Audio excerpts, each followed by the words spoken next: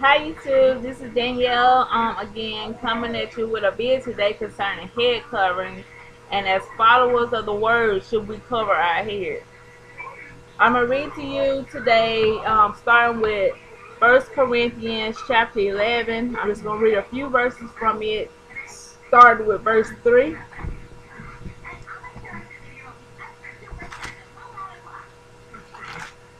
Okay, verse 3. But I would have you know that the head of every man is Christ, and the head of the woman is the man. Stop there.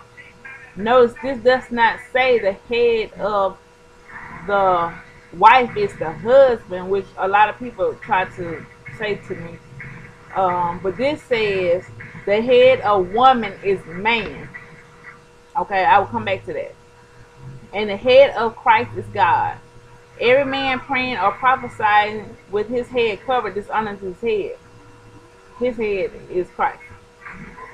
But every woman that prayeth or prophesied with her head uncovered dishonors her head. For that is even all one as if she were shaven. We all know that a shaven head, that's when a woman's head is shaven. You get that from the Old Testament. That was humiliating. That was bringing her down. For if the woman be not covered, let her also be shorn. But if it be a shame for a woman to be shorn or shaven, let her be covered. For a man indeed ought not cover his head, for so much he is the image and the glory of God, but the woman is the glory of the man. Neither the man created for the woman, but the woman for the man. For this cause all the woman to have power on her head because of the angels. That was verse 10. Okay, I'm gonna stop there, and I'm going to read for you what other translations say. Which my favorite one is the Young Literal Translation, and it says, starting with verse 9, 1 Corinthians chapter 11.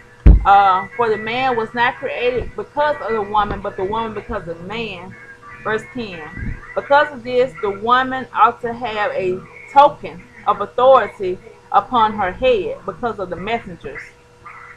Okay, the American Standard Version says, starting with verse 9. For the man was not created because of the woman, but a woman because of the man. Because of this, the woman ought to have a sign of authority upon her head because of the messenger. Okay, that says to me, because I have talked to many other Christians, and many other people about this subject matter, and they always say that this doesn't mean a natural covering, a physical covering that you take on and off. But to me, it does, because it said you have to have a token, you have something upon your head that you're in authority. And I think it's a beautiful thing that people look at me and says they know that I'm in submission to the Most High's divine order. I have things are to be, because we serve a God of order. Everything has its time, and that's what gets me about some Christians, because they take certain things out, out the Bible to go by, and then if something don't fit in their lifestyle, that's not for me, that's not for us, that's for the Church of Corinth, that's not for us today. But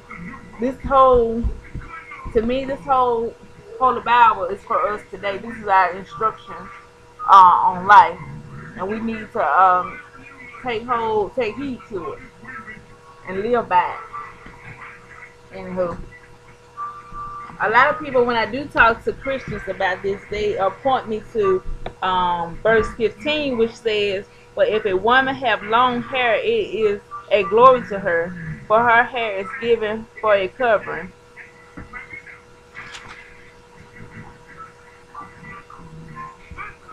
To me, that says that a woman ought to have two coverings.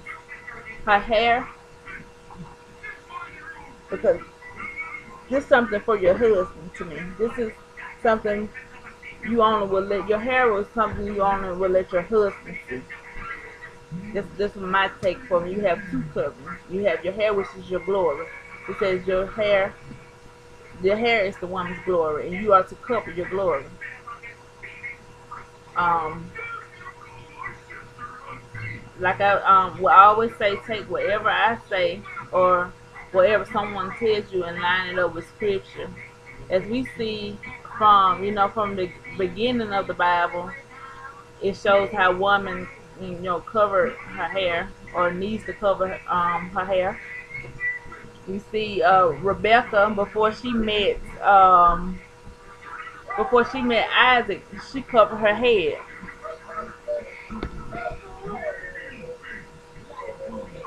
Hold on.